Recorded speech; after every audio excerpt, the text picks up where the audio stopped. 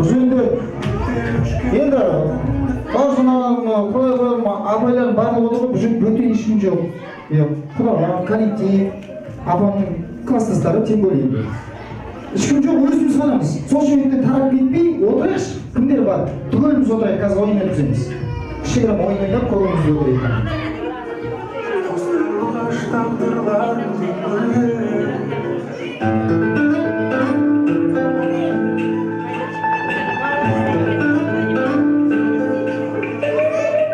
Қазір сайланып отырайық, бұлай болсыншы, жас үлкендердің арасынан, әлбетте, мамамыздың, анамыздың, балаларының, үлкен апайлар болды ғой, сіздердің араларыңыздан 3 әйел адам, сосын кейін немерелер жақтан 3 жаңағы келін қыздар бола ма екен, солардан 3, одан кейін шөберелердің представительдерінен үлкендер болса, тоже үлкен қыз балдар болса, шығуға болады. Кімге жоқ, әйелдер, қыздар, сырым қайда барасыз, кетіп жүрген ғой. Сырым сен ренжіп қалмашы, жарайма. Светока музыканы. Так, бар ма? Былай болып отыр жағдай. Қазір поколениямен шығарайын деп отыр. Қыздарының арасынан 3 әйел адам, одан кейін немере шөберелердің арасынан 6 дейікші. 6. Қыздар жағынан, келіндер жағынан. Кімдер бар? Келіңіздер. Сыйлық алмаған, шықпаған.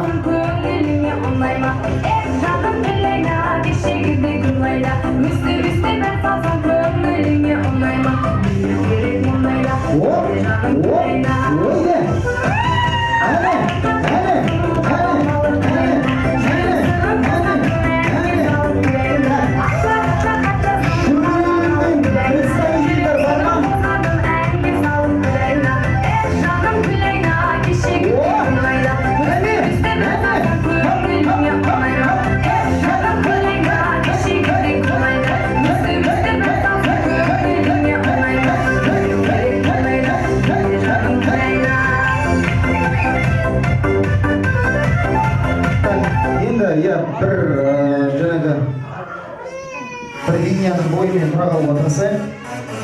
Так, енді шөберенің представителі.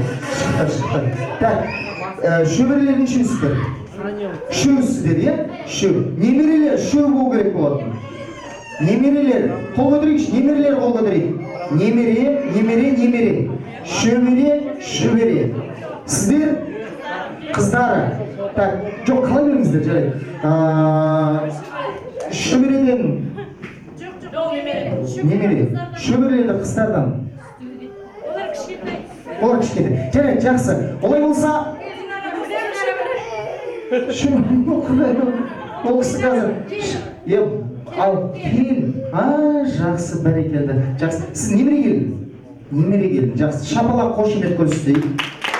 Сәл кішкене жақынырақтау тұрыңыздар, бір-бірлеріңізге жақын тұрыңыздар. Енді бұлай болады. Қазір жылдам ойын өткіземіз. Ойын өте тез болады.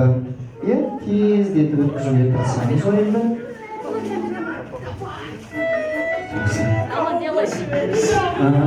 Ақырында уақыт қазір бастаймыз. Енді бұлай болады. Бұл ойынды өткізу үшін немерелердің, жігіттердің арасында бәйге тігетіндер бар ма? Бәйге тігетіндер. 5000 бәйге тігетіндер бар ма? 5000. Так, одан жоғары беретіндер бар ма деп аукцион болып жүрген. 10.000! Шапалақ қошемет! 10.000! Қажын ағам 10.000 тігіп отыр. Сіз әділ қазы боласыз, жақсы ма? 10.000 теңгені қайсысы жеңеді, сол сіздің қолыңыздан келіп алады. Енді бұлай болады. Бұл кісілерге мен таныс емес дүниені өткіземін қазір. Таныс емес. Ол машинаның запчастерін айтамыз. Жоқ, кетпейміз. Машинаның запчастерін айтамыз. 1, 2, 3 басайық. Дөңгелек. Руль. Есік. Амортизатор. Дөңгелек есікте көрсеткен машина капотынан астына кіріп кетті, амортизатор тауып. Ары қарай. Дворники. Свечи. Мотор. Подшипник. Подшипник. Сізде. Рычаг. Рычаг сіз тура тартып тұрмайды. Рычаг. Хорошо. Так, кеттік. Ойын осылай. Қайталамаймыз. Ожнаға қарап отырыңыз. Қайталамау керек. Кеттік, ары қарай. Динамо білетін адам бар. Прикиньте. Басқа біреуден сұрасам футбольный клуб дейді қазір. Динамо машинада. Ары қарай. Бар ондай нәрсе. Бар машинам. Сізде? Багаж. Поворотник. Қандай? Вентилятор. Вентилятор бар. Колодка. Дөңгелек. Ау. Дөңгелек айтып кетті. Бір. Тормоз деп бетіне баспаңыз. Тормоз емес ол кісі. Солай апаңыз бетіңізге басып қойды. Тормоз ойнасашы деп. Короче, вентилятор, фильтр деп айтқан қайсысы? Фильтр деп. Подсказка, жанр подсказка бермейміз. Хорошо? Подсказка бермейміз. Құдай амансы үшін. Подсказка бермейміз. Сізде? Печь. Шины. Дөңгелек. Так, дөңгелек, шины. Екеу, екі бөлек па? Бөлек деп бұқсы өзі шешіп отыр.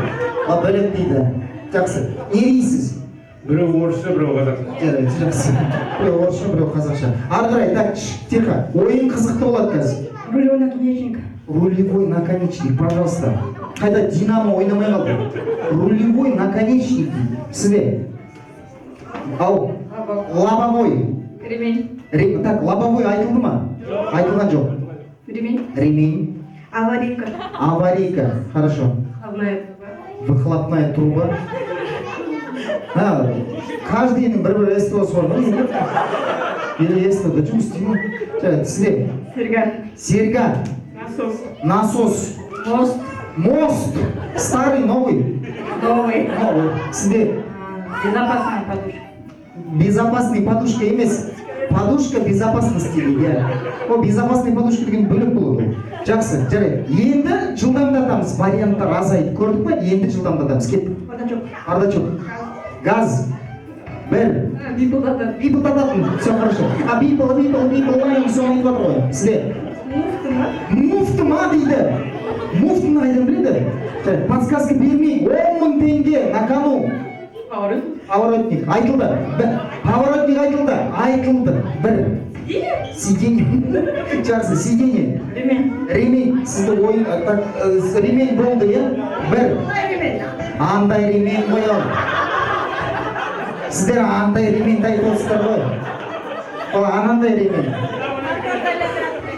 Моторды айналдыратын ремень. Гур дейді оны. Жақсы, сізде? Радиатор. Так, подсказка бермейміз. Жанна, подсказка бермейміз. Пакет. Амортизатор. Амортизатор айтып кетті ма? Молодец емессіз. Амортизатор айтып кетті ғой. Бір. Кім айтты бір айтып жатты? Екі жарым. Форточка. Бар ма? Бар. Ничего себе. Сізде? Фары айтып кетті. Бір. Айтылған жоқ, фары. Фары айтып кетті. Мен бағана естідім. Кім айтты фары? Айтқан жоқ. Убедили, хорошо. Так, сізде? Бачок. Бачок, бардачок такой. Жақсы, бардачок айтылды. Бір. 10.000 теңге кетіп бара жатыр. Кішкене тыныштық сақтай. Екі жарым. Өкініш қой. Шапалақ қошымен соғып қойып. Бірінші ойыншы бүгінгі ойыннан шығып отырған. Так, кеттік ары қарай жылдам.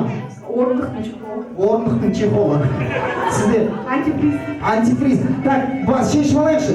Бензин, май, антифриз, тасол. Ол жатпайды ғой запчастьқа. Ол сұйықтық, дұрыс қой. Все хорошо, шешіп тастаймыз оны бәрін. Скорость жатады ғой, дұрыс па? Ары қарай. Вонючка.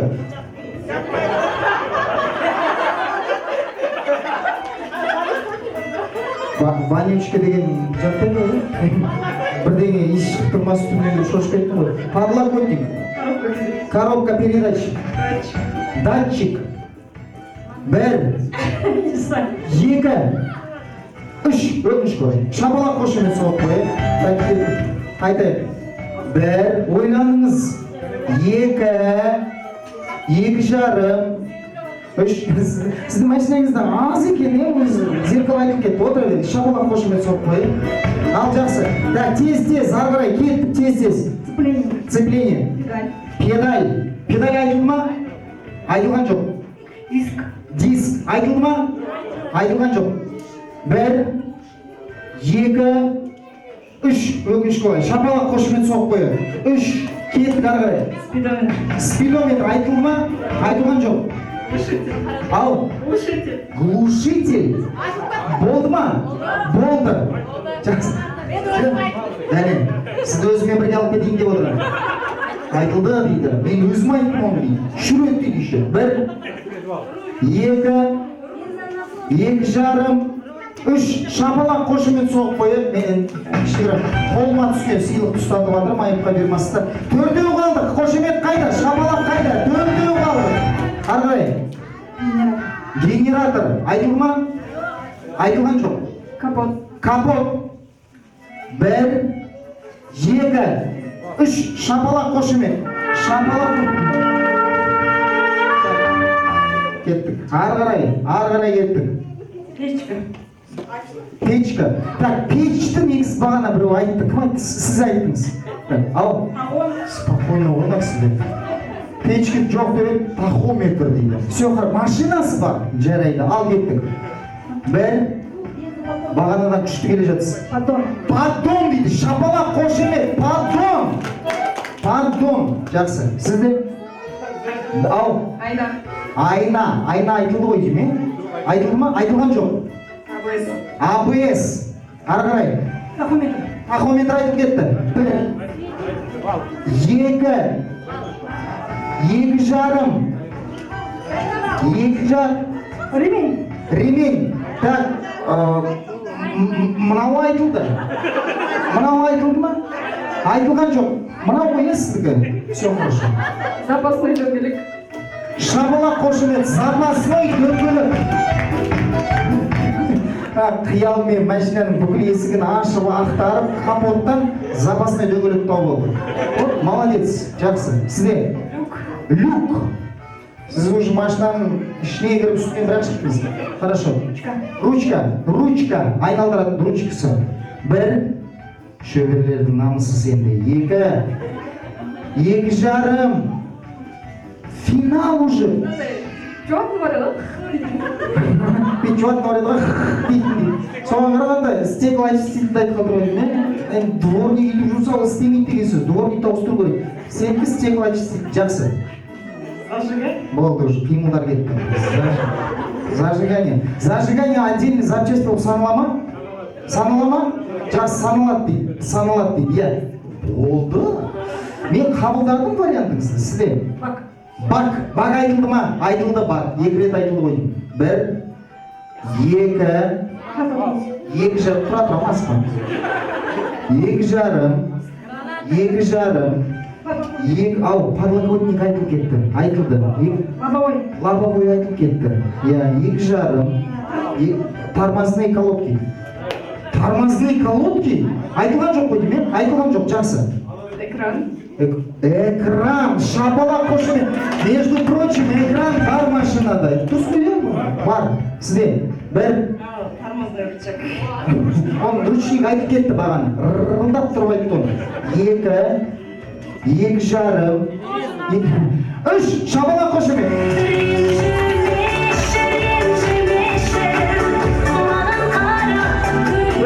Келіңіздер ортаға, бір-бірлеріңізге қарама-қарсы тұрамыз. Қарама-қарсы. Шапалақ қошемет. Шөберелердің артынан мен көмектескен жоқпын. Өз еңбегімен шықты. Финалға шығып отыр. Есімің қалай? Жұлдызға шапалақ бар ма? Қошемет бар ма? Қолдап қояйық. Және де оза шапты. Мен қателеспесем келін осы өлікте. Сіздің есіміңіз? Динараға шапалақ қошемет аяғына соғып қояйық. Жақсы. Бізде қазір финал. Сол себептен қазір финал. Қазір финалда жеңген адам 10.000 теңгені, 5.000 теңгені ала берсін. 5 бөліп осында қоған. Есепте отырмын. Ал, 5 мың теңге қосасыз? Бізде 15 мың екен ғой. Шапалақ қошемет. 15 мың. Ау. Екінші орын болсын. Сен уже сразу беріліп қойдың. Олай берме. Жоқ де. Қазір, короче, былай болады. Финал болады. Кім жеңеді, сол 15 мың теңгеге байиды. Кім жеңіледі, сол мұнан алады да орын отырады. Сол алады да лақтырып жіберейін ба дейді. Так, былай болады. Енді машинаның запчастарын қоямыз. Болды ұмытамыз. Енді машиналардың маркасымен жарысамыз. Маркаларын айтып жарысамыз. Китайцтар бар неше түрлі еске. Сырым, қазір екеуміз тағы да сөзге келіп қаламыз да, сосын 95 жасқа дейін маған ренжіп жүресің. Жарай ма? Подсказка берме, жарай ма? Ал, кеттік, болайбыз. Машинаның марка, немцы, жаңағы Орыстарда шығатын, Қытай барлығын айта береміз. Маркаларын, жарай ма? Кеттік, бастаймыз. BMW, Чанган, Mercedes, Жигули, Nissan, Mitsubishi, Lexus, Toyota, Gelik o Mercedes, Ал, Lamborghini, Lamborghini, Запорожье. Так, сізде бір, екі, Hyundai, Запорож, бір, екі, 14. Давайте, ВАЗ дейміз да, түгелін алып кетеміз, сол 14-мен бірге келіп қалады. Ал, жоқ, ВАЗ кетіп қалды, болды, ВАЗды айтылмайды. Сіз 15-кін айтпайсыз, өйткені ВАЗды айтпасақ қой, 14-кі ВАЗ ғой. Ал, ары қарай. Бартовой? Жоқ, оның маркасы қандай? УАЗ. 17 деген машина жоқ негізінде. Так, давай. Бір, екі, Тесла, шапалақ қошемет. Так, кет, давай. Водовоз. Жоқ, оның маркасы болу керек. Ол әйтпесе қазір пойыз, автобус бәрін айтып кетеміз. Маркасы болу керек. ГАЗ 52. Газды алып тастаймыз, болды, газ кетті. Камриол Тойота. Бір, екі жарым. Нива, ол ВАЗ тоже. Бір, екі. Мазероти емес. Мазерати. Мен саған көмектесіп тұрмын, байқа жарай ма? Келесі жол жылдамырақ ol. Міне мен сөйлеп тұрғанның өзінде саған ойлануға болады. Сізде? Ауди. Бір, екі, үш, төрт, бес. Шапалақ қол қошемет.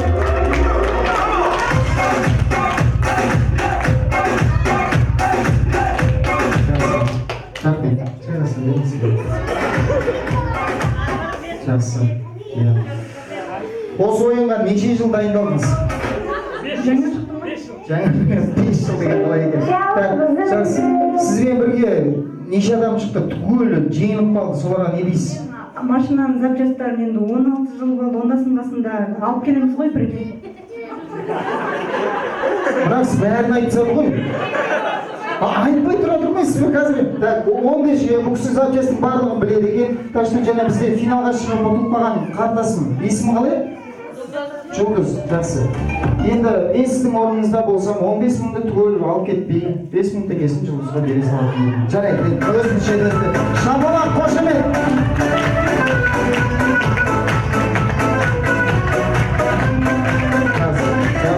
Тағы бір адам 5 мың теңге қосамыз деп еді, жоқ енді. Беріп қойдың, жіберіп қойдыңыз ба? Шапалақ, қошемет!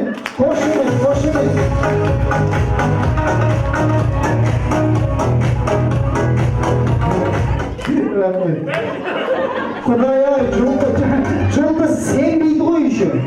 Әкел телефон көрейік, точно жіберді ме деп отыр. Жақсы, жарайды, олай болса, бір кішігірім көңілді көтердік. Бізде енді сыйлықтарымыз меніңше таратылсын деген ойымыз болған. Олай болса, шапалақ қошеметімізді тағы да бір мәрте соғып қойып, қошемет соғып қойып, апамызды құрметіне.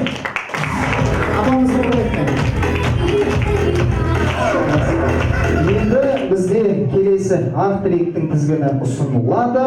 Лаура Ержан, Асел Медет, Асел Дархан, Берік Динара, Ақжан Жолдыз, Ағзам Кәусар, Али, Омар, Санжар, Айсұлтан, Арсен, Тамирис, Таир.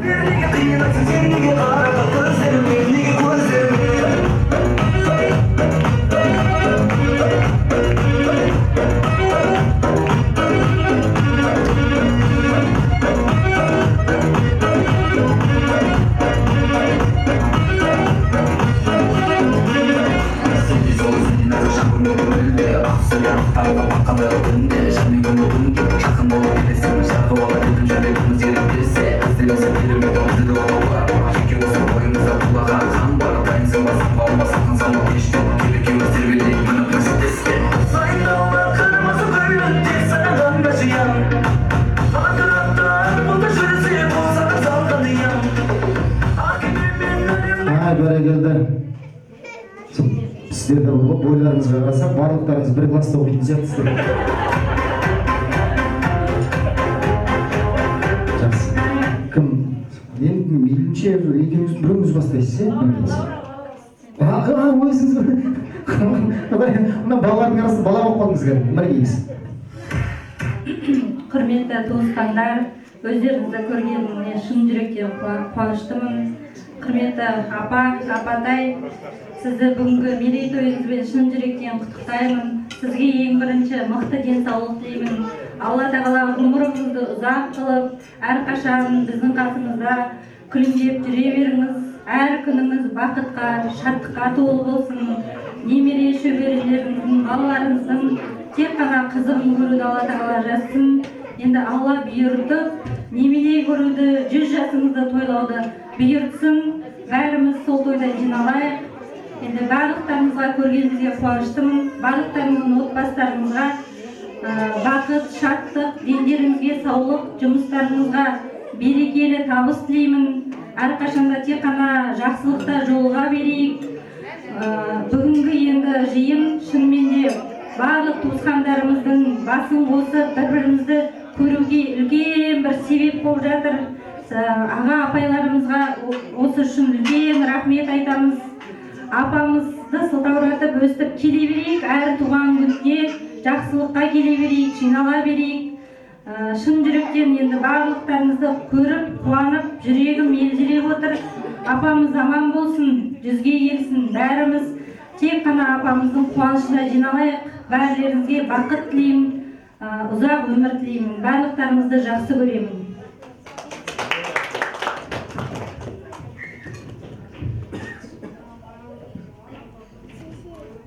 Әжеміздің 90 жас мерейтойы болсын. Дені сау болсын, 100 жасасын. Әженің жасын бізге берсін. Бәрі жақсы тілеймін.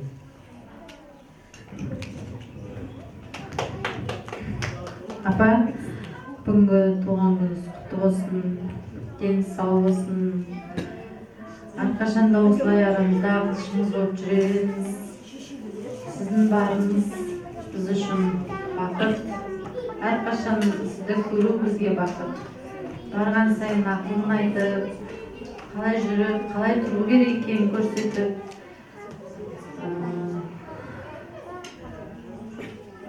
Студент болып келгеннен бастап, апам менің қызымсың, маған ұқсайсың деп айтатын.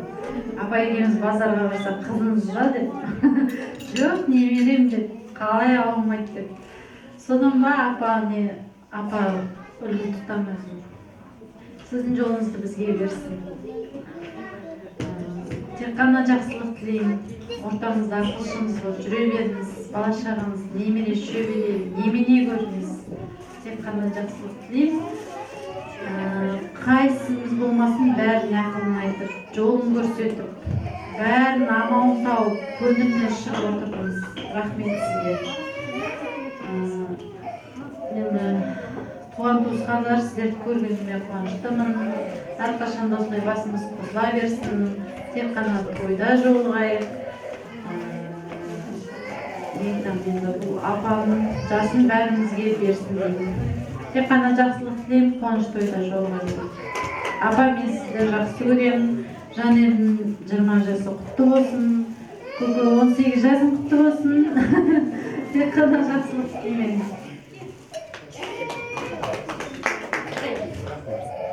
сәлеметсіздер, мен Таңшыл Қауым. Ең бірінші осы әжеме рахмет айтамын. Құралай апай, сізге де рахмет. Осы кейбіріміз бірімізді танымаймыз, соны біз бәріміздің басымызды қосып отқан Құралай апай, сізге көп рахмет.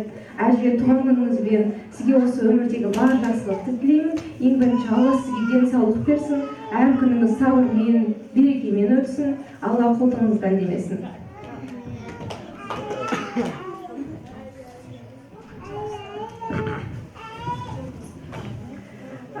Әже, туған күніңіз құтты болсын. Сізге тілейтін ең бастысы денсаулығыңыз мықты болсын.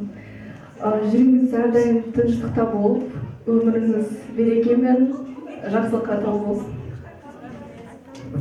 Әже, туған күніңізбен денсаулығыңыз мықты болсын, немерелеріңізбен шөбереңіз арасында күліп ойнап жүріңіз. Құттықтаймын бүгінгі туған күніңізбен әже. Денсаулығыңыз мықты болсын. Әр күніңіз сәтті болсын. Ашық болсын жолыңыз. Әже, туғаныңыз құтты болсын, зор байлық, денсаулығыңыз мықты болсын, жолыңыз ашық, әр күніңіз сәтті өтсін. Апа, туған күніңізбен құттықтаймын. Өмір жасыңыз ұзақ болсын, өміріңіз 100-ге толсын, жасыңыз 100-ге толсын.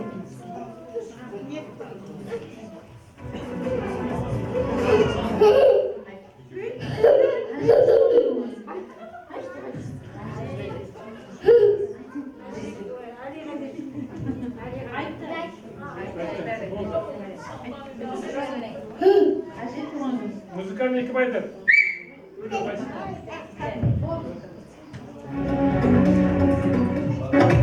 Бәрекелді. Жақсы қалыптасқан әрекет бойынша жақсы бір естелік фото суретке түсіп алайық. Естелік суретке түсейік.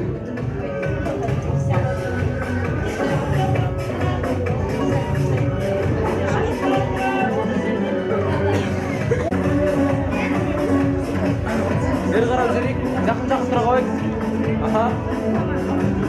Бері қараймыз, түсірем. 1-2-3.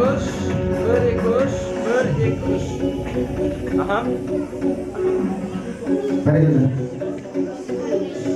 Отыра берейік, ол видео камера ғой, отыра беріңіздер. Музыкальный. Атың? Ағзамға тағы да бір қошемет. Менің атым Ағзам, қазір әннің майын тамызам деп отыр ғой, примерно. Жақсы, олай болса, еще домбыра, аспапта ойнайды. Ал, орындайтын күй ма, ән ба? Күй. Күй, қандай? Адай күйі. Адай күйі, тамаша. Ал, отыр. Әне?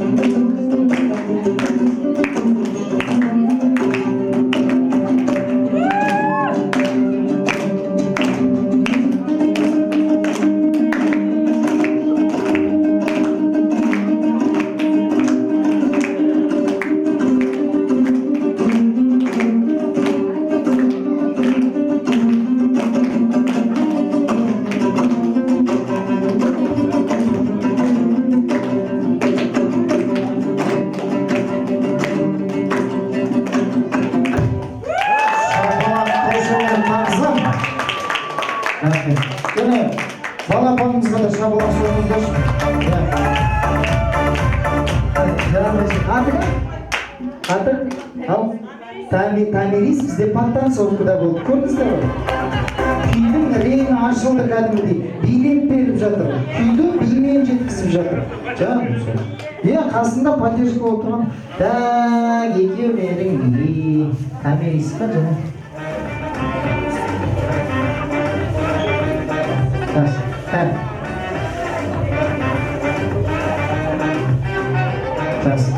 Сен бойыңа қарап отырсам отвертку ұстайтын жасқа келмейсің. Жарайды, бара бара. Томирис, Томи. Ал саған.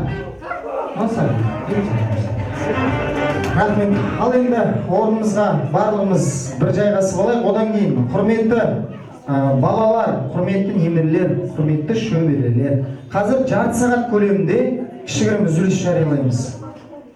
Қазір келеміз деп машина қыздырып жоқ болып кетпеңіздер. Екінші бөлімде бізде ерекше сый-сияпат бар. Соны табыстаймыз. Ол той бастар, ол жасыратын түгі жоқ. Оны специально екінші дастарханға алып қалып отырмыз. Ешкім ешқайда кетпеңіздер. Ол той бастарды алуға міндеттісіздер. Мен сразу солай айтайыншы. Ол той бастарды алуға міндеттісіздер. Так что, кішкене сақтайық. Енді батаны бұл жерде батаның көптігі жоқ. Тойдың аяғында апамыздың өзінен тағы да бір рет аламыз.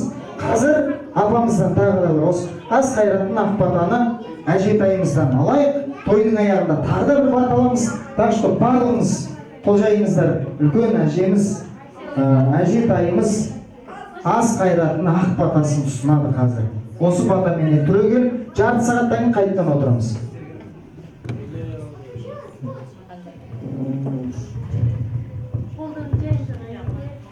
Құрметті көпшілік қауым, барлықтарыңызға денсаулық, амандық, жақсылық, өмірлерің тек қана қызық қуанышқа бөленуін тілектеспін. Осы тойды жүргізіп, ұйымдастырып отырған жүргізушілерге көп алғысымды айтамын. Ал енді бүгінгі той болып жатқан жерде бәрін көрдік, жақсылыққа мал болдық. Тек жақсылық жағынан қуанып отырмыз. Жақсылық өмір бола берсін, денсаулық мықты болсын, жақсылық үстіне жақсылық бола берсін. Осы тойды жүргізіп отырған ұлым, саған жақсылық тілеймін, өмірің бақытты, ғұмырлы болып, жақсылық үстіне жақсылық бола беруіне тілектеспін.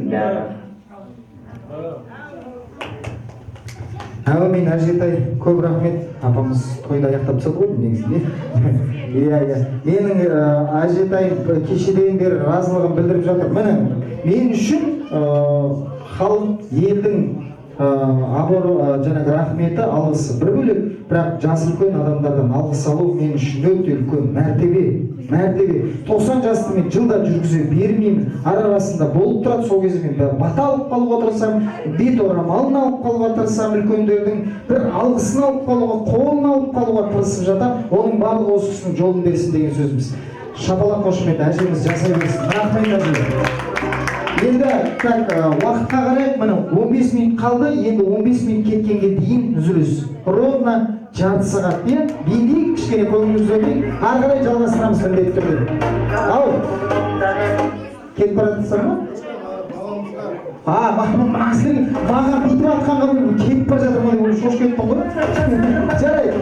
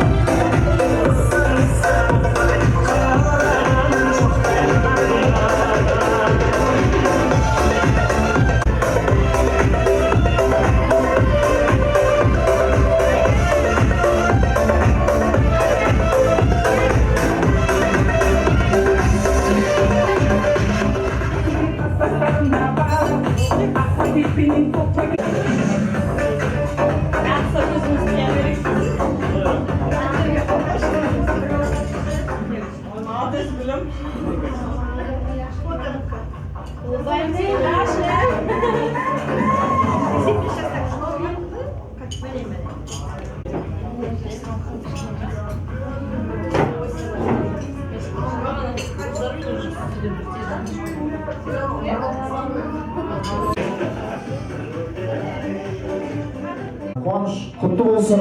2 күнге созылған 2 күн қазақта 30 күн ойын, 40 күн тойын дейді. Олай болса, мына жалпы басталып жатқан 2026 жыл бұл біз үшін тегістей бір жыл бойы апамыздың, аяулы әжеміздің 90 жас тойы болып есептеледі. Тағы да бір мәрте құтты болсын. Қуанышымызға шапалақ қайда!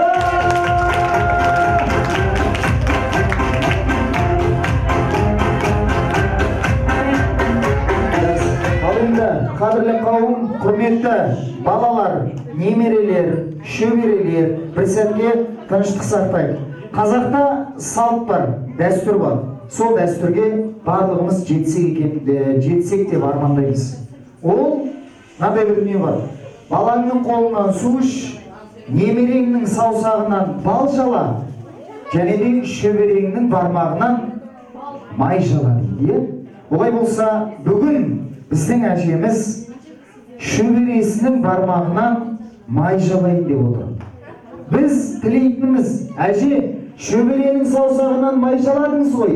Енді Алла бұйыртып шөпшектің саусағынан варенье жалап, немененің саусағынан немене жалап отырғанымызды ұқпай қалдыңыз. Жақсы ма? Шапалақ қошемет соғып қойып. Ал енді осы дәстүр орындалсын. Бұл дәстүрді орындап отырған себебіміз барлығымызға әжеміздің жасы жұғысты болып, барлығымызда сол шөберенің саусағынан бал жалауға жеткізсін. Бармағынан бал жалай қойыңыз. Құтты болсын, әже!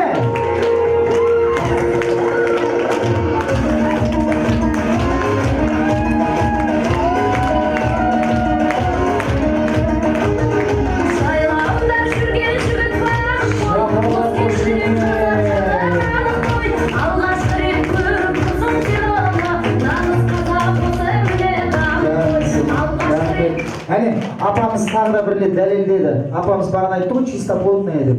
Чистоплотная, прямой өзіні шөберенің алақанынан жалаған жоқ. Өзі ақырын ғана дейді ғой. Жасай берсін, шапалақ қошемет соғып қояйық. Апамыз аман болсын.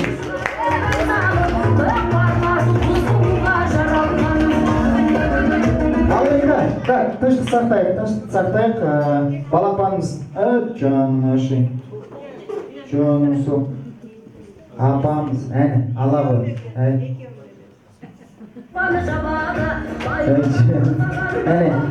Әне, сен мінәнде ғана май жаладыған 2 литр майдың ақшасын шығарып ол. Жаным аши. Енді мен ортаға көп сөйлеп созбай, әдептен озбай. Немерелердің арасындағы мына ерлі зайыптылар келіп отырмыз ғой. Сол өтініш ортаға ер азаматы, я болмаса әйел адамы. Мүмкін мысалы біреудің күйеуі келген жоқ, өзі келді. Я болмаса біреудің әйелі бүгін келген жоқ, өзі келді. Я болмаса екеуі де отырса, сол екеуінің біреуі ортаға келсін. Кімдер бар? Келіңіздерші? Келіңіздер.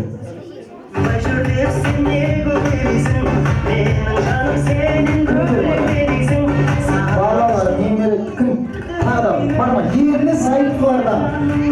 Олар енді бір отбасы болып отырған адамдар ғой. Ер азаматы, я болмаса әйелі ортаға шықсын. Бір-бірден шығайық.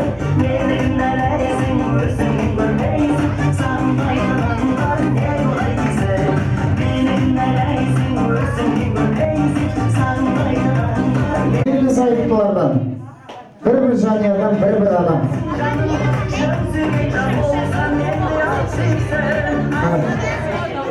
Мына кісі үйленіп болғанда деп ойлап қалдым.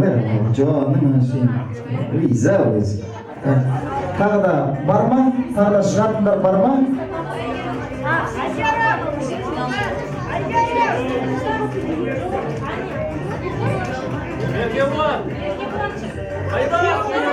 Күйеу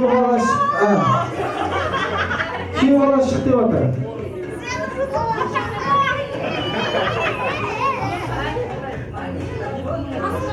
күйеуді бағана өзің ғой брат көпті көрмейін деп жаңағы. Иә, осы дұрысы.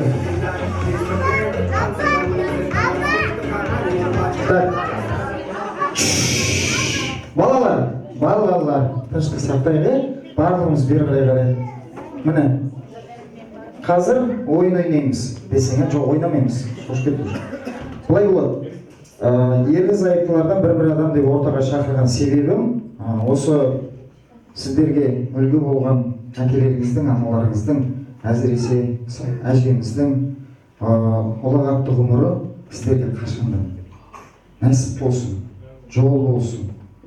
Отбасының құндылығы ол кездегі отбасы құндылықтарымен қазіргімен салыстырғанда сәл кішкене төмендеу.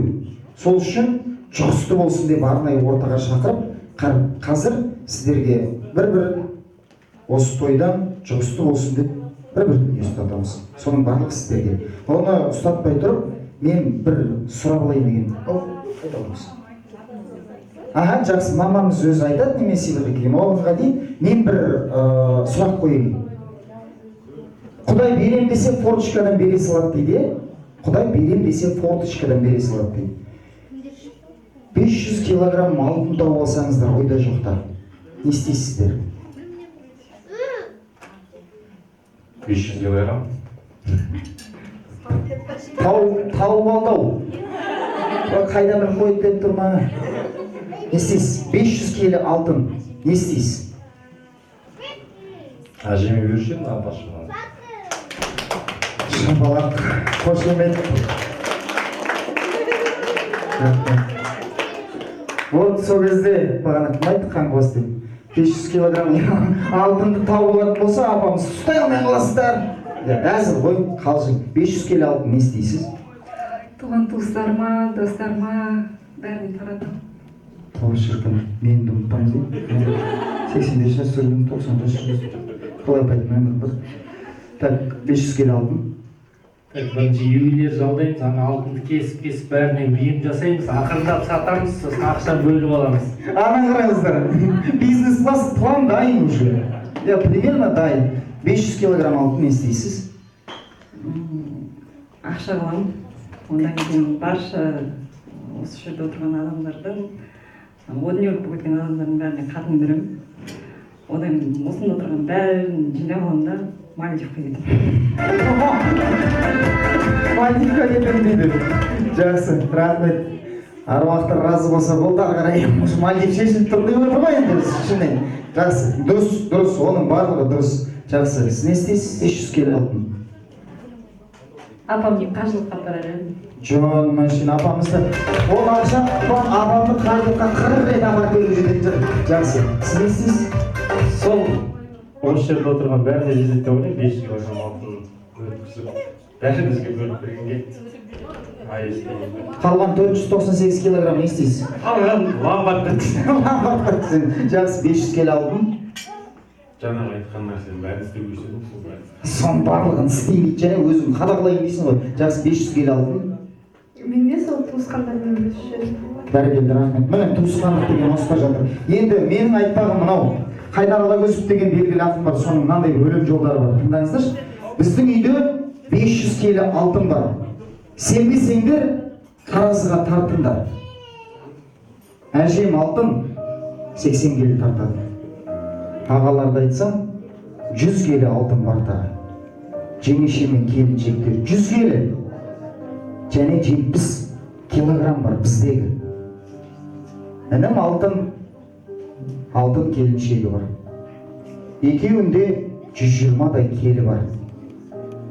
Әжеміздің ерні тиіп сүйгені 30 келі шөберелер үйде. Мен осындай 500 келі алтын бар әркімнің. Бәлкім шаттық біреуінде, бәлкім мұң. Қолдан келсе бір-біріңді қадірлеп, қолда барда қадірін біл, алтынның дейді. 500 келі алтын сіздерде бар, соның қадірін мәңгілік біліп жүріңіздер. Қошемет соғып қояйын. Ал енді бұлай болса, кезекті мен әжемнің өзіне берейін. Микрофонды әжемнің өзіне берейін. Қандай сый-сияпат табысталады әрбір жанұяға әжемнің өзі айтады.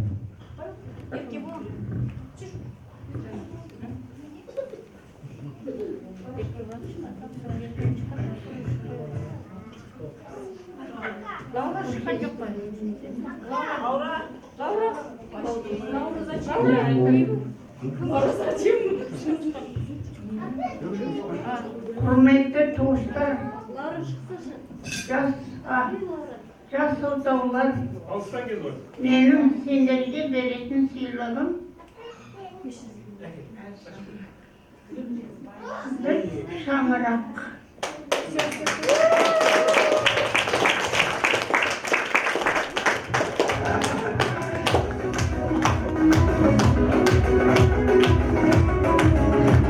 Әрқайсыларыңызға берілетіні бір шаңырақ квартира деп ойлап қалдым. Шаңырақ қой, кәдімгі шаңырағымыз шайқалмасын деген тілек. Кіріскісін бере салып қойдым.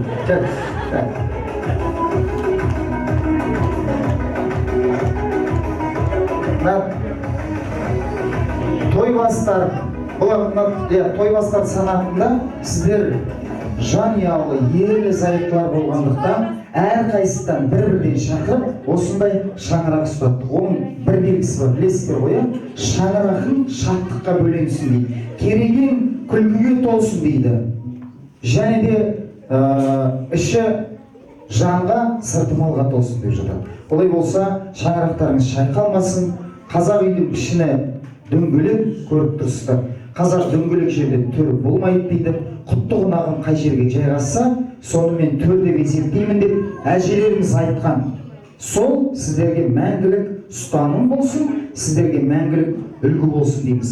Шаңырақтарыңыз бала шағаға толып, сырты төріктілікке толып, байлықтарыңыз бен балаларыңыздың жақсылығы қашанда ұлғая берсін деген тілегіміз бар. Алла көрсін.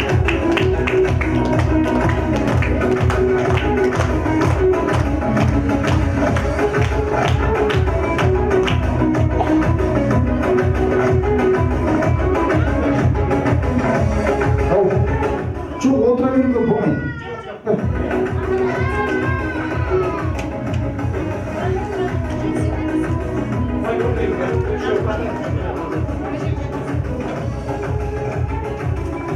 Ал мына аса құрметті бүгінгі тойшыл қауым, апамыздың бүгінгі тойға жиналған ұрпақтары, ендерге мына жерде бөліп отырған жоқ. Жаңа алдында да айттық қой, үлкен ағамыздың ұрпақтары мына жерде тұр, ондасын. Мына жерден де алыстан келген, жақынан келген, кейбіреу бір-бірін білмей жатасыңдар. Соны біліп отырыңдар. Ондасын деген ең үлкені. Оның мына жердегі баладар келген. Кәне тұрыңдар мына жерде. Нұрым, сырым, қайда? Жанайым. Мына қаланы бәрін біліп жүріңдер. Қайда, міне тұр. Енді мына Ербол. Ерболдың осында жүрген мына жерде ислам. Кішкентай. Ислам қайда? Ойнап жүр. Одан кейін мына Гүлім. Кенже міне өзі жақсы көріп, атын қойып, еркелетіп өсірген Гүлімі. Оны міне қазақ айтып жатады ғой, қосақ мен қосақ деп, міне жан жолдасы ерке болам деген міне. Ол енді неден алыстан келіп отыр, міне Алматыдан. Ең солына ағамыздың міне ұрпағы жалғассын деп, енді өзінің енді артынан ерген екі ағасының қарындастары, соның міне енді қазақта сөз бар ғой, пайғамбарда күйеу сыйлаған деп, бұл енді күйеу емес, сендердің бауырларыңды, сонда ерке балға иығына шапан ағасын айтқан ағамызға болса жағар еді, енді сонда Гүлім өздеріңе арқылы иықтарыңа ағамыздың ұрпақтары жасай берсін.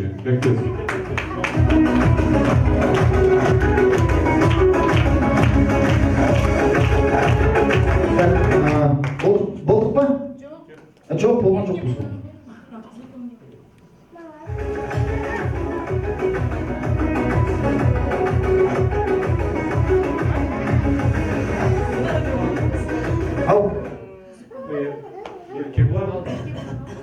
Еркебұлан мен Айгерім мына жерде мына кішкентайлары міне біліп жүрсін деп таныстырайын деп бір-біріңге біліңдер міне. Мына жерде Айерке, Ясина, Азиза деген анда кішкентай апаның демалып жүр. Мына жерде Нұржан баламыз бар, соны міне Астанадан келіп отыр. Өзі кішкентай балапандары Диас деген. Зұлқия деген кішкентайлары Диас. Бұлардан әдейлеп әжесінің тойына келіп отыр.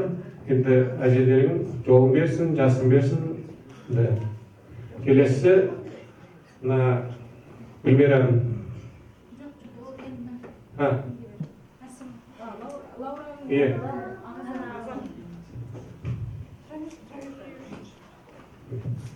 Ағжан. Ағзам.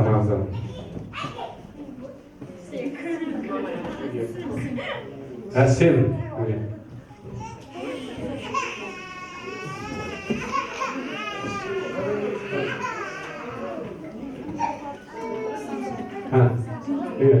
Санжар міне Әселдің.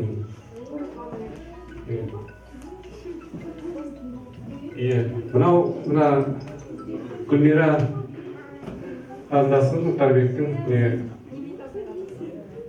мына Нұржан Диас деп жаңа айтқан студент келе жатыр. Енді мына жерде анау Ужардан келген Лаура Ержан апамыз жаңа айтқан шаңырағы биікке көтеріліп, шаңырақтары шайқалмай, осы бала-шағасы аман болсын. Мына жерде бала-шағасы, содан кейін міне Әсем, содан кейін Әсел. Ол енді жол жағдайымен ол еден келе алмады, бірақ ол апасының еркесі, сол үшін мына жерде Гүлмираның бала-шағаларының. Енді мынау тас кескенден Ұржардан келіп отырған Анар.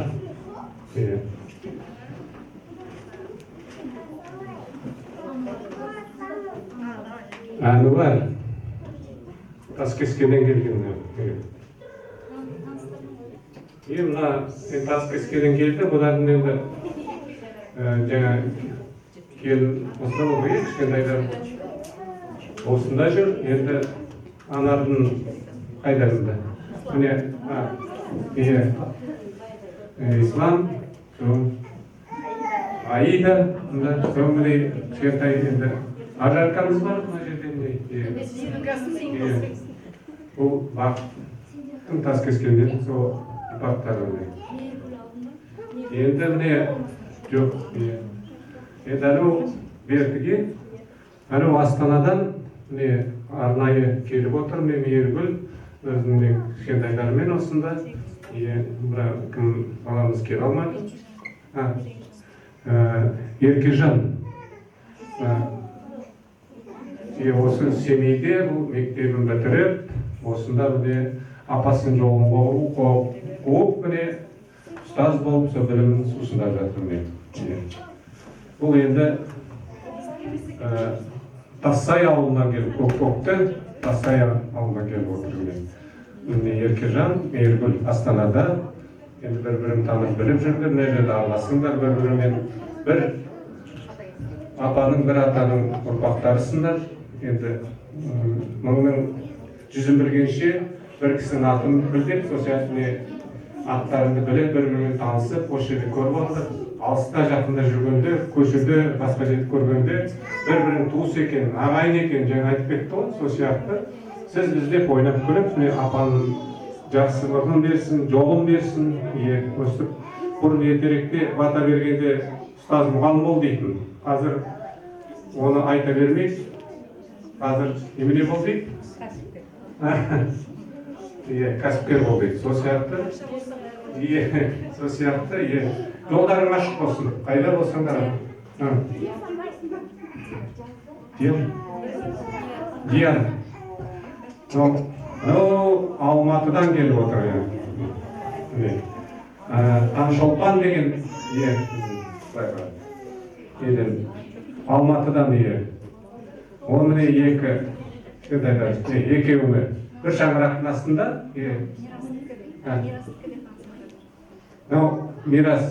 мирастікі анарындық өскеменде одар да сен келе алмадың астына ұстай бересің бауырыңа саған аманат тапсырды шаңырақтан көтеріп қолына ұстап тұрыңдар. Солай ұстап тұрыңдар. Все, бәрінде бар. Бәріне берді. Мынау енді жаңағы әжелеріңнің сіздерге арнайы басқа емес әлгі ойыншық басқа бір нелерді беріп отырған шаңырақ деген. Шаңырақ деген ол қазақтың киелі шаңырағы. Сол киелі шаңырақтың астында бәрің бір үйдің баласындай ғұмыр кешіп, бір-біріңе кешірімді, мейірімді, сыйлы, құрметті болып, ападарың жолын берсін, ападарың жасын берсін. Бір-біріңе осы күнге дейін енді артық нелерің болса, кешірімді, мейірімді болып, бұлай дұрыс жолға түсуге Алла нәсіп етсін. Бәріңе ұзақ ғұмыр тілеймін. Осы бала-шағаның қызығын көріп, осы жақсылықта, қуанышта кезігуге нәсіп етсін. Енді мынау арнайы апаның өзі дайындаған сендерге той бастары. Өздерің үйге барғанда шаңырақ бала-шаға нелерің бар, ашып ішіне түгел біреуін ашшы. Өзің. Біреуін алып, біреуін. Ол шаңырақтың ішінде кішкентай шаңырақ. Енді оқы не деп жазылып тұрған. Аяулы Ғайни анамызға 90 жас. Міне, көрдіңіз бе? Сол арнайы өзі тапсырыс беріп, осындай болса деп баладарыма немере шөберелеріміз беріп, осы естелік болсын сендерге деп. Естелік болсын, жай естелік емес, өмірлік сендерге естелік болсын деп, жолдарың ақ болып, жұмыстарың жемісті болып, аман-есен алыстан келгендері аман-есен үйлеріне жетуге нәсіп етсін. Бір-біріңде осы алыстағы жақындағы біліп, көріп, сыйлап, құрметтеп жүріңдер. Апаның атынан тілектеспіз. Бақытты болыңдар. Рұқсат деймін. Айтам дегендеріңіз бар? Суретке түсіп алыңдар. Ал, фотоға түсіп алайық. Жақын тұра қалайық. Көрсетіп тұра қалайық. Кішкене ортаға қарай жиналсақ. Жақын жиналып тұршы. Бер қараңғы.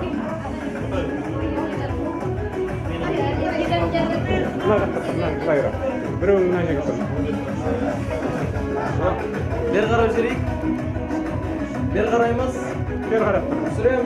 1, 2, 3, 1, 2, 3, 1, 2, 3, 1, 2, 3.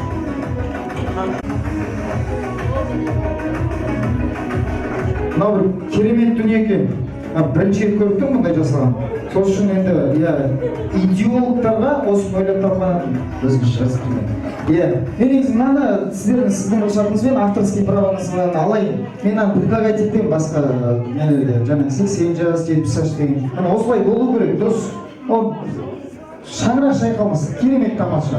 Тамаша, шапалақ қошемет. Қошеметтеріңіз қаттырады. Бұл жалғасын табу керек бұндай дүние.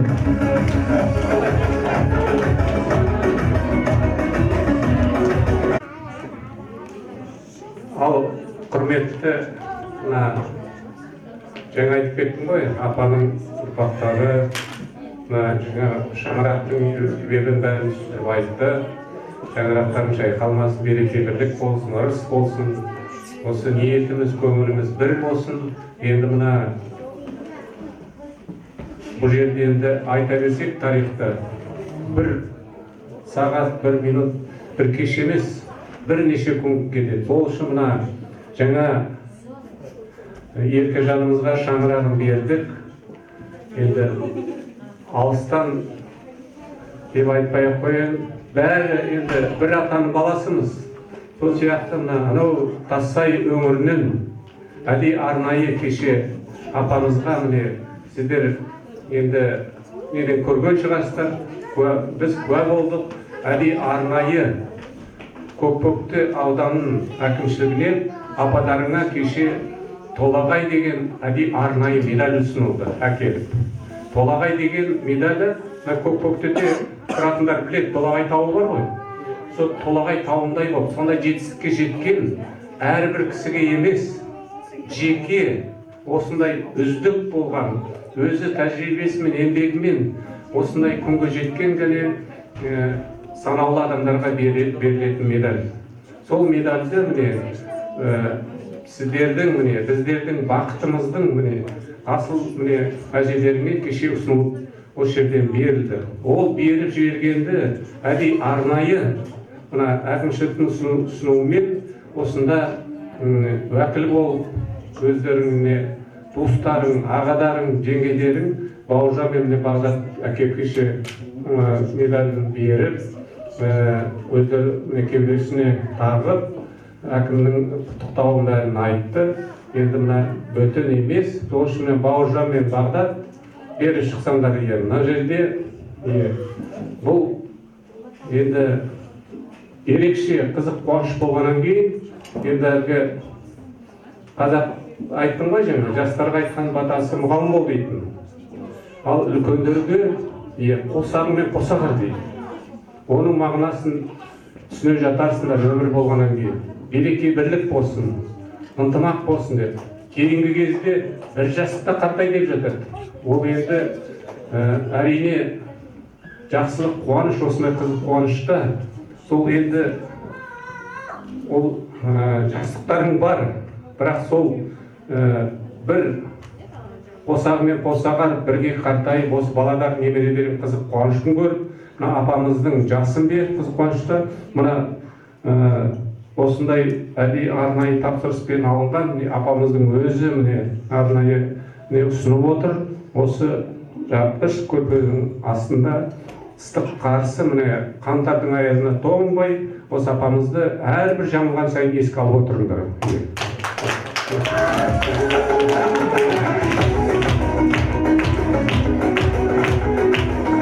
Рахмет, жолдарың болсын, бақытты болыңдар. Шапалақ болғашымен айтпақшы, ағам дұрыс айтып жатыр, Толағай медаль кеше табысталды. Мен бағана өзім тойдың басына айтам деп тұрып, кішкене ұмытып кеттім. Толағай сыйлығы ол 100-ден 1 емес, 1000-нан 1 емес, ол 10 мың, тіпті 100 мыңнан бір адамға ғана табысталады. Сол таудай биік болсын, таудай болып елге үлгі болсын деп. Сондай медальді әжелеріңіз алып отыр. Шапалақ, қошемет, қаттырақ. Әжелеріңіз алып отыр сондай медальді.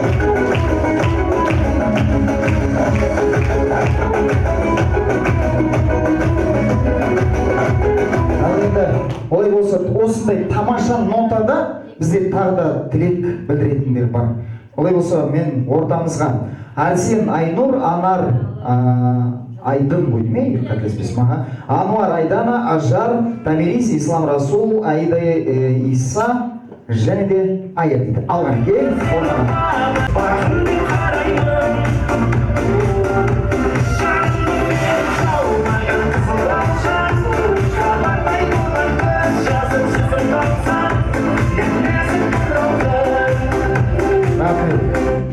самый энергичный, самый активный, самый динамичный осы постқа шыққандар ғой деймін. Шапалақ қошемет қаттырақ.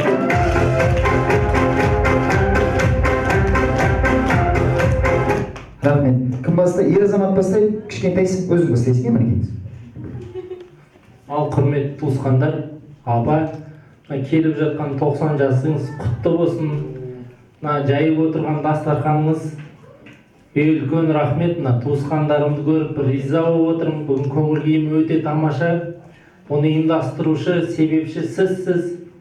Енді бұйырса сіздің 100 жасыңызда, 95 жасыңызда өстіп бірге көңіл күй көтеріп, риза болып отыра берейік. Бағанадан неше түрлі ұйымдастырып жатсыздар. Ол енді біздің еңбегіміз, сіздің балаларыңыздың еңбегі. Неше түрлі жастарға үлгі болсын деп, үлгі насихат қылып, тәрбие беріп жатсыздар. Үлкен алғыс оларыңызға. Біз де осыны көрдік, енді біз де осылай балаларымызға үйретеміз, осылай жасаймыз болашақта. Енді апамыз бәленбай жыл мұғалім болып, медаль алып жатыр екенсіз. Құтты болсын. Медальді заслужили деп айтады деймі? Енді барлықтарыңызға сондай жұмыстарыңызға осындай медаль алатындай жетістікке жетіңіздер. Апамыздың жасын бәрімізге нәсіп етсін. Енді мен танымай отырғандарға мен апамыздың қызы Бақытгүл апайлардың ұлымын. Атым Әнуар болады. Әйелім Айдана. 2 балам бар. Тек қана жақсылық болсын. Апайым бәрі танитын шығар анарды. Өзімді айтып жатқаным ғой. Кішкентайлар танымай жатса деп. Тек қана жақсылық болсын. Көңіл күйіміз тамаша бүгін. Енді сіздің тойыңызды тойлап жүре берейік. Бәріне ризамын. Енді мынау сіздің 100 жасыңызға, тойыңызға алғашқы болған міне үлесі міне өзіңізге берейін.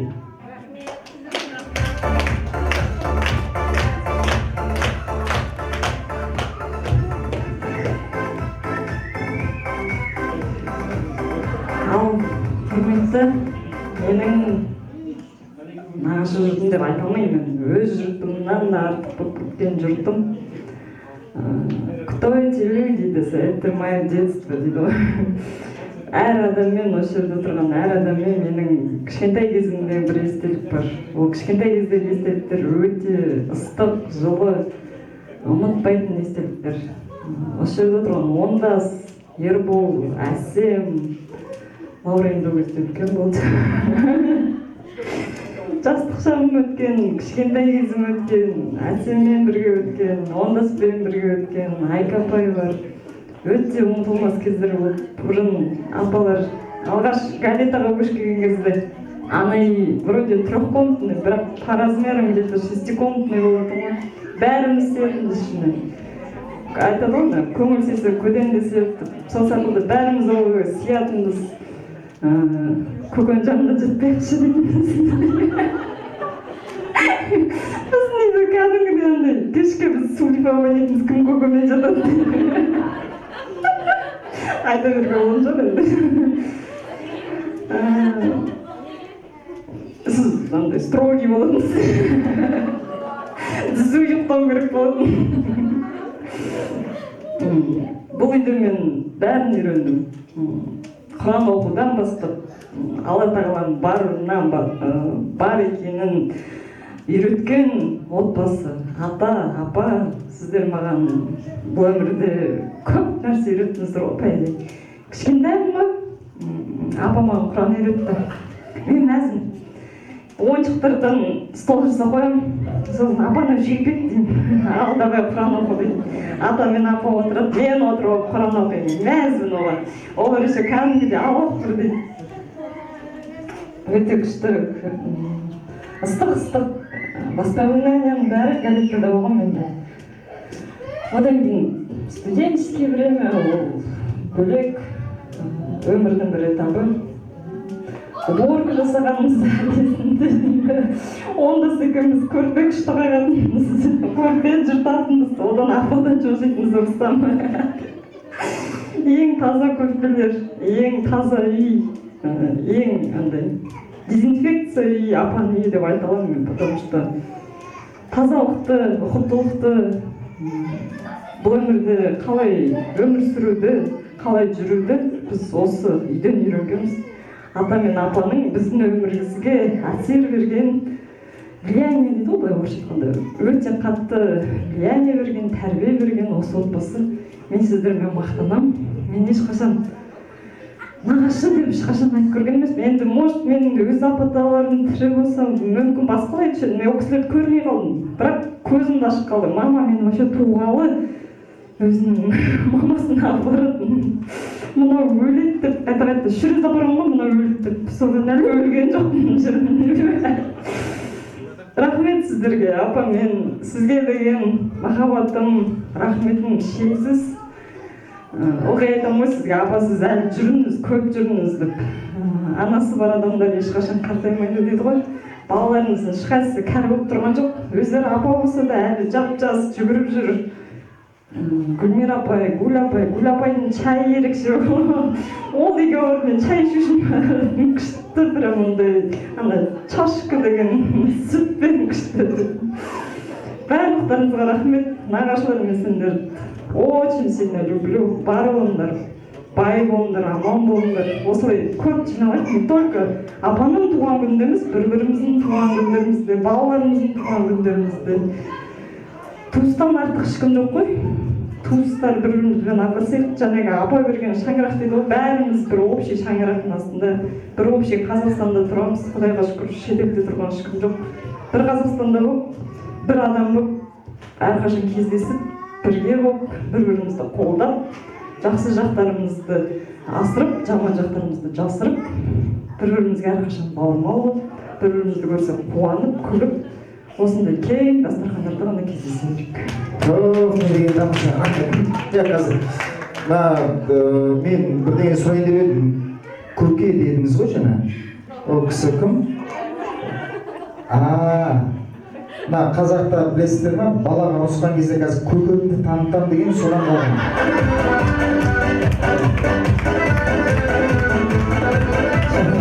Осы кісіден тараған ғой деймін, көкемді көрсетем деген. Көкемізді плотно танымыз. Вот. Тыныш отырыңыздар. Қазір көкелерімізді таныттым. Жақсы. Арғы кім сөйлейді? Бүгін барлығының басын қосып, жасап отқан мерейтой құтты болсын. Барлығымызды қосып, бір-бірімізбен таныстырып, сыйластырып отырғандарыңызға көп рахмет. Енді біз әрдайым семейге келген сайын апаның үйіне барамыз. Апа балаша қуанып бізді қарсы алады. Әрдайым сондай қамқорлықпен, мейіріммен қарсы алатыныңызға көп рахмет. Мен өзім апам мен атам жоқ қой. Өзімнің апам секілді болып кеттіңіз.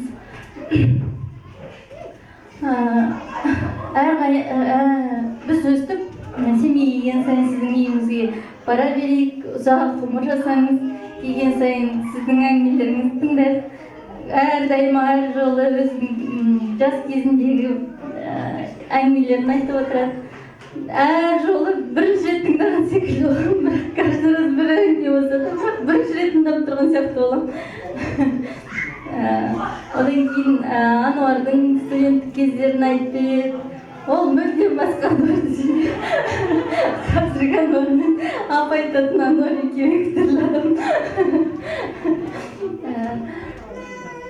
Сол осылай жинала берейік, бір-бірімізді тани берейік, сыйласып тұрайық. Қуаныштарыңыз көп болсын, бала-шағаларыңыз көп болсын. Сіздер де апаның жасын жасаңыздар, сіздердің де шөберелеріңіз болсын. Осы құрметтеп сыйлап отырғандарыңызға көп рахмет. Барша нағашылар, сіздер бірінші рет айтқым келген, шынымен бір қатты жақсы көремін. Апа мен атаның арқасында осыншама ұрпақ бар екенін, ұрпақтан ұрпақ жалғаса бергеніне қуаныштымын. Менде всегда өз ойымда всегда мечта болады, нағашылардың үйінде бәленбай болады, жиналып, сондай бір детство болса екен деп ойладым.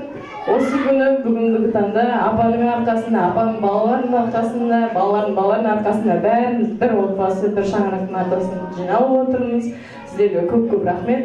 Мен Бақытбайзагүлдің, Бақытгүлдің баласымын. Мені көбісі танымайды, кішкентай болғаннан кейін тарихтың бір-екі туысқанда ғана басынан жаттап алған Ануар, Анаркалар. Мен өйткені ападан қолында өскен жоқпын, нағашыларына өз бетімнен өзім, мен Әсеттің қызы Құрақбаева дейді. Вообще қатысым жоқ байзақтарға. Бірінші очередь апаның үйінде шыны керек тәлім тәрбие дегеніне, дисциплина дегенімізіне, үлкенді құрметтеу дегенімізіне, адам болып қалыптасу деген не екенін үйрендім деп айта аламын. Апаның үйіне барған сайын өзім, біз жеті ағаларымызбен бірге бәрін мұғалім дейді ғой, апам да мұғалім болды, Анаркадан басқасын бәрі мұғалім.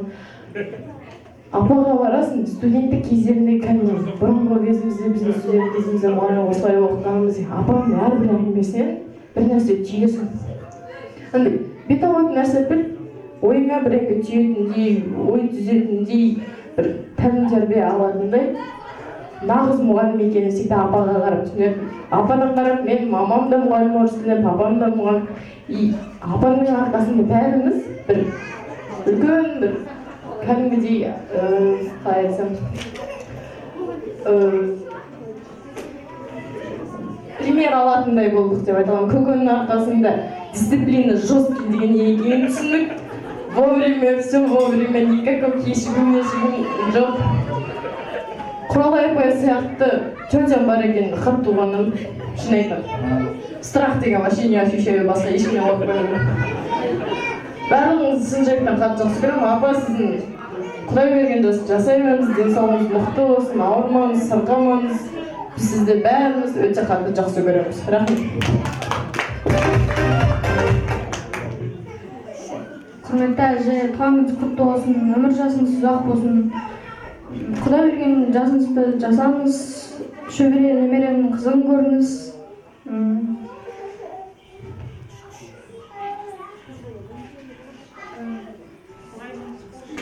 Мен сізді жақсы көремін. Ешқашан ауырмаңыз, сырқамаңыз. Қарындасым ұштайды. Көп Құралай апайымыз бар кезде ешкімнен қорықпаймын. Страх деген потеряла дейді. Сосын аяғында былай деді. Басқа ешкімнен қорықпаймын дейді. Сізден қорқады. Басқа ешкімнен қорқады. Фотоға түсіп алайын. Қалдан кейін. Естелік фото сурет.